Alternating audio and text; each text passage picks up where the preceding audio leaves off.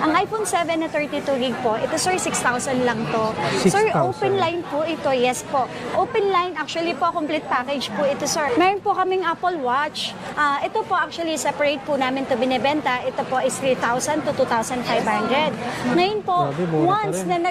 once na nag-avail ka po sa amin ng Mapa Second Hand po or Mapa Brand New, makukuha niyo lang po ito ng 1,500. Mababa rin yung price namin. Then kung gusto niyo pa po mag-avail ng mga accessories, lalo po ito. Ano po yan, ma'am? Sir, ito po ay ang Gift box? accessories gift box. Yes po, ang accessories gift box po, mag-a-avail ka lang sir dito, additional lang po ito for only 1,000. So kasi Anong unit, ma'am? lahat po. Lahat. Yes. Ito sir, ang 7 Plus po namin, pag 32 gig po is 8,500. And then yung 128 po namin is 10,000. So complete pa rin to ha. Complete pa rin siya. Meron siyang 20 watts na charger, headset po, at saka po cases po. Yun. Yan.